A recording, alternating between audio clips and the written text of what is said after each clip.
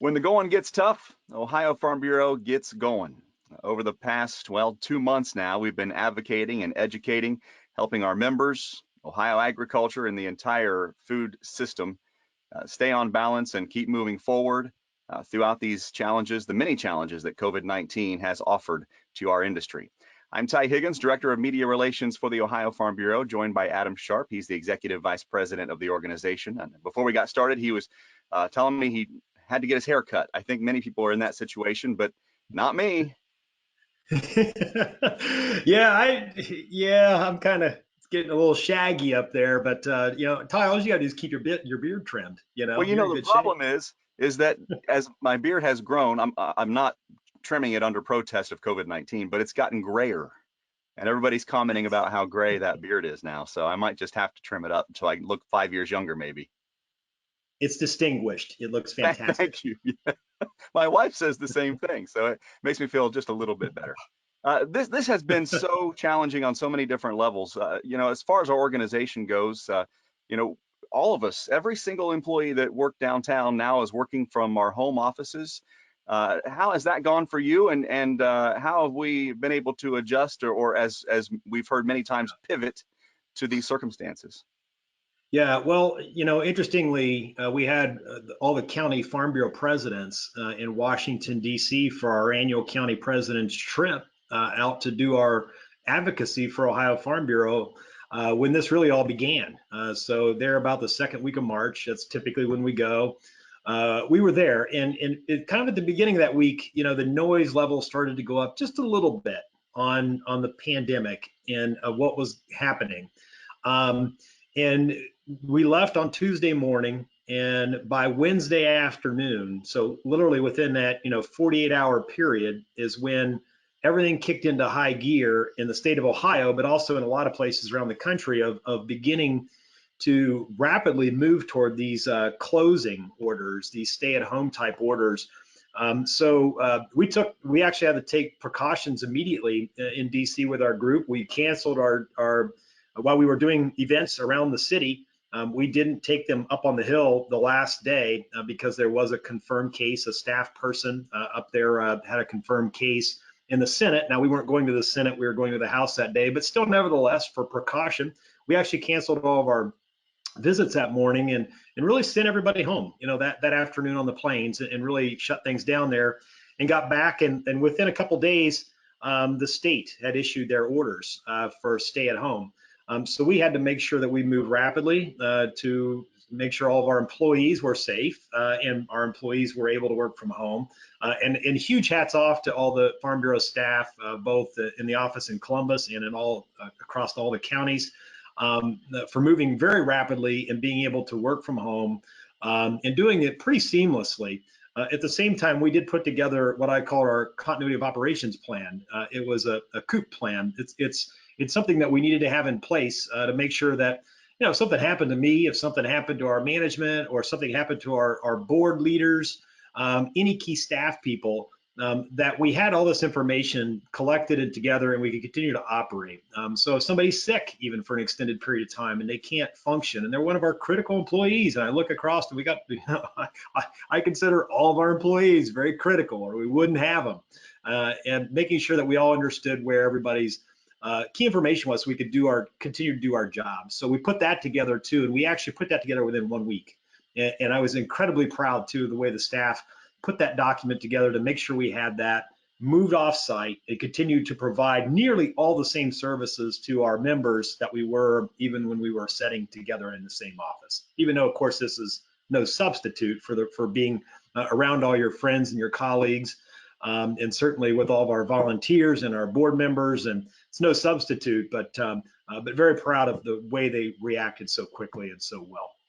It really changes also the way you communicate, because when you're in the office every day, you can meet with somebody in a second and get things figured out. And like you said, that face-to-face interaction is certainly more desirable. But the way you communicate these days, you have to really go above and beyond what you're normally doing. And that goes with what we're doing with state and national leaders as well, because there was so much that needed to be done so early on You were, as we were in D.C., you were in talks with the DeWine administration about some of the things they were thinking about doing, and how steady has that conversation been with leaders here in Ohio and in D.C.? Yeah, interestingly, our first conversations were simultaneous, both at the state level with the DeWine administration, but also nationally with the Department of Homeland Security.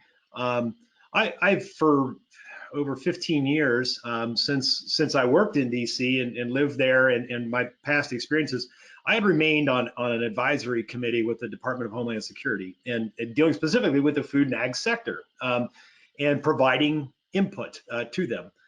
So we had a very direct channel to provide input, and I was very glad we did. We were able to provide some significant input to what's been called a living document, and it's the Department of Homeland Security's guidance that they issued within days when this began, that most states, including Ohio, used as their template for what was critical infrastructure. And we were able to give direct input to that document in the creation of it. And in fact, when you think about the daunting task, right, of trying to identify what all is critical infrastructure within the food and ag sector, it's a daunting task. How do you define that? It's a couple pages, of just description, just walking through the things that are important. For example, food manufacturers and their employees, farmers, farm workers, and support services that include, for example, animal food, feed and ingredients and production, packaging and distribution, manufacturing, packaging and distribution of veterinary goods, trucking and delivery and transport, farm and fishery labor needed to produce our food supply domestically, anything domestically, right? Including migrant labor provided through the H-2A visa programs, agriculture-related animal husbandry, dairy, beef, pork, poultry, equine, seafood, agriculture related to field crops, including and not limited to irrigation and pest management needs and harvesting needs and planting needs and commodity inspections, animal slaughter, animal harvesting, ethanol facilities, storage facilities, agriculture inputs, feed, seed, ingredients, packaging, fertilizers, pesticides, irrigation districts, pest control, on and on and on. It just keeps going. But we had to make sure we had something comprehensive that could be based at the federal level so states could use it. And that's exactly what we did in working with the DeWine administration. Since we knew we created a very good document federally, they, in their order, referenced it directly and said, these are the critical infrastructures. And so they didn't have to recreate the wheel. So that was really helpful to the ag industry, both nationally and then here in the state of Ohio. And we were a key part of that. And we were glad we were able to provide that input and frankly, appreciated working with both administrations, federally and the state. And they took our input and used it and put it right into these orders as a way to make sure we preserved our very critical food supply to Ohioans. That list shows the broad range of Ohio agriculture and everyone we represent across the Buckeye State. And we had a chance to get feedback from our members and others with a COVID-19 impact survey that Ohio Farm Bureau put together and distributed. Got well over 1,000 responses and a lot of great feedback that was able to give us some direction as to where efforts needed to be done right away and in the long term. What stood out to you the most when we got those results back? Yeah, this was something we did. We put this together, and then we invited all of our friends in the commodity groups to share it also. And Ty, you were a big part of that. And so we really appreciate working with the whole ag community to do this survey. And we got back terrific results. I mean, we got back, just over 1,000 responses from our members giving us terrific detail. And this is what we needed to understand. We needed to understand where all the disruptions were in the food system, because we knew we created a good platform. We knew we created a good guidance document, but we also knew a lot of disruptions would happen because of so many other related industries that would be impacted by this. So we knew there would be impact. So the survey was very helpful in establishing right up front here as well what those major impact areas were. And of course, the top two were market disruption. And that hit across a lot of different channels, as we've seen, both, most severely in the livestock sectors, whether it's for meat production through pork and cattle. Market disruptions have been huge, some in poultry as well. and in sheep, but also in the dairy side. We saw that very immediately with disruptions in the dairy markets and milk dumping and things like that. So it did help us start to quickly recognize where issues were. Both we were getting this input from our members directly, of course, but the survey really helped shape it. Cash flow would be the second big impact that the survey revealed, related, right, to the impacts on markets for sure. So those two are the top. Interestingly, the third, about the third biggest piece we had is our members said they weren't experiencing a direct business impact, at least yet. That said, I think a lot of those same folks are looking at commodity prices and seeing that they will have an impact if things don't get better, right? So when you look at, corn that hovers around or under $3, you say, well, right now I'm not seeing the impact, but I know I'm going to have it as I put this crop in the ground right now. So that's very concerning. And then, the detail that our folks gave us, whether it had to do with personal protective equipment, and input there on what works, what doesn't work, what are best practices they can use on their farm and ag businesses. That was very helpful as well. We used all that information and fed it right to the administration, right to the DeWine administration, as they continue to evolve their work from home orders, and as they've certainly then now as they've moved into the reopening of the state has been something else we've been very involved in, and this information really helped us provide good input to that actions. Yeah, direct results like the payment, the Paycheck Protection Program through the SBA being re-upped. USDA now has billions of dollars to allocate in different ways, and we can give them guidance as to where those funds are needed the most. What our members told us, we can utilize directly and share with people at the state and national level to get things done. Yeah, and that's what we've been doing. At the federal level, there's been a series of assistance pieces, right, that have been put together for agriculture. We're eligible, or depending on the structure of your farm or your farm business or ag business, often we are eligible for some of these different programs. Sometimes you're not. So we keep trying to layer them in there and making sure that there are different pieces of aid that are available to folks in our community. And I know many have taken advantage of those programs, and there's more to come, obviously, as the CARES bill and some of these additional pieces that USDA are currently working on get rolled out. So there's more coming. That said, we also realize that in some cases, that's just a drop in the bucket, right, of help for what the total market disruption is for our members, and what the impact might be for them. So this is a long way from resolving and getting things back to normal, but we had to start somewhere, right? And reopening the economy was the critical part. Get that moving again. Do it in a responsible way, because we got to protect our vulnerable populations. We want to make sure we're protecting our customers as they come into our businesses. As we as farmers in the farm community interact with the public, we want to make sure that we're doing everything we can to be safe, to make sure we're protecting our family, ourselves, and our customers. So we have to be responsible in this, but we also have to open that economy. And I think that's where the nice balance is being struck in the state.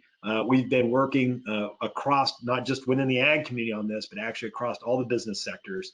We have a very good partnership with the other groups, whether it's the retail merchants, the chambers, NFIB, manufacturers, Business Roundtable. We're working with all those groups collectively to make sure we're sharing the same messages. And we've been working closely with the DeWine administration to make sure they understand all these different components out there, and they do. It's complex, but they get it, and they've been very good at sorting through these issues and putting together policy that will help reopen the state, but do it responsibly. Really eye-opening to me just how wide-reaching the challenges are in agriculture across Ohio, and it really emphasizes the importance of relationships that Ohio Farm Bureau has with other commodity groups across the state. Talk about that a little bit and how we've worked together with them in order to reach some of these goals. Yeah, if you look at some silver linings, you start to really see the value of relationships, and this situation has certainly brought that forward for me. I've always valued and enjoyed working with so many different partners, but this thing has really brought that forward, because we're now doing at least twice a week we're on the phone with the American Farm Bureau leadership, both Dale Moore, who'd be my equivalent at American Farm Bureau, and Zippy Duvall, the national president, who's a farmer from Georgia. We're on the phone with those guys twice a week, talking about everything that's going on at the federal level. We're on the phone multiple times a week with all of our commodity partners here in the state, and that's a great coalition. And we've worked together well anyway for a long time, but this just kind of doubly reinforces that. And then the business groups, we're also on the phone twice a week, working through issues that we all collectively care about. But then also even outside some of these other groups that we've worked with in the past, but even more so recently, groups like the Ohio Restaurant Association and the Ohio Hospital Association and the bankers and others. These are groups that we have a good relationship with, but we've really learned a lot working with each other over the last couple months, and have had a number that we get together anyway, but we've gotten together virtually, continue to get together virtually, and even more so to talk about and share information through this. It makes the Ohio community really small. It's a tight-knit group across all these different sectors. We all know each other, and we're all working for the same good. And that's been very helpful when you're sitting isolated at home, right?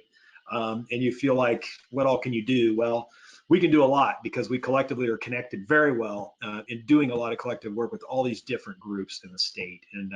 And Lieutenant Governor Husted has been a constant workhorse on this. I got to give him credit. He is calling us constantly, looking for input to feed into the administration. That kind of outreach from folks who do agriculture policy in the administration, but also, the leadership with the governor and the lieutenant governor, and the attention they're giving to the farm and ag sector has been something we've been very, very proud to see. So we know we had that good relationship, but now's when you really see it play out. A lot of work has been done over the last 2 months at the state and national level, but there's still a lot more work to do. What are those longer term issues that we're keeping an eye on and communicating with Governor DeWine and Secretary Perdue, President Trump? What are some of those things that we need to think about in the near future? Yeah, I mean, the next steps, as we reopen the state, and the governor said this well, so I can't say any better than him. And that is, we're reopening, and hopefully we're going to keep getting every piece of the state reopened responsibly, of course, but hopefully we're going to get all these pieces reopened. Then it will hopefully include restaurants here really quickly, and fairs and everything else at some point, right, can get back on track. All these different pieces that are so important to our agriculture community. So that's all good, but those are the immediate next steps. Each of those pieces have to get sorted out. But as the governor said, it's kind of in the people's hands. If we use best practices as we open up our businesses, and we do good things, and we act responsibly with our health and safety, both for our friends, our family, our businesses, and our customers. If we do that, then hopefully this thing can be, we can move out of this in a much more rapid pace. If we don't, then we're going to be stuck managing it for a long time. So that's kind of the immediate side. I think is how people react now over the next month is going to matter a lot toward how we're going to have to be operating for many months to come. And I think we can control that by how we act immediately. That said, long-term ag markets are huge, and the disruption has been massive. When you look at 30, 40, 50% drop in our agriculture value for crops and for livestock, that is a big hit. And so we're going to keep working on these different safety net measures, different types of programs that will help our producers, and then look for fixes. What are ways that businesses can reopen? What are ways that we can do business that can continue to open up markets so we can hopefully get the rebound back in the markets and cash flow for our members? That's absolutely top of our list of work as these reopenings begin. So those things have got to happen. We got to get trade back in order, right? We've got to get the ethanol market moving again. We've got to get meat processing system working again. I think if you look a little bit longer down the road, I think each of those pieces where we've seen real disruption in the market will probably be discussed at very great depth on the policy side of things within Farm Bureau and within many organizations of what worked well during this situation and what did not work. In places where there was major disruption and major problems, I am sure are going to get a very critical eye from many. And there's going to be a look at what are things that can be improved so that doesn't happen again. So I think that's more your long-term work, but it's a big deal. And of course, now we've learned. I think we've learned a lot of lessons during this about how our food system works. Adam Sharp, Executive Vice President of Ohio Farm Bureau. We have a COVID-19 resource page at ofbf.org. It'll tell you everything that we've been working on over the last 2 months, extensive updates about what we're doing at the state and national level. Adam, I appreciate your time. And, a lot of farmers out there are letting the kids take the shears and go ahead and do the haircut for them on the back deck. I encourage you to look at that option. Yeah, maybe. I appreciate you taking time and stay safe, and hopefully we'll see each other in person again soon. Yep, absolutely. And I just hats off to all of our members and all the work that the county farm bureaus have been doing and their terrific leadership and patience and work and input that they have provided to us, to the administration and locally with members. And so just thank you to all of our members for all the work that they've been doing through this and everything that they've been dealing with. It's been tremendous, and my hats off to each and every one of them. I'm Ty Higgins. We'll see you down the road.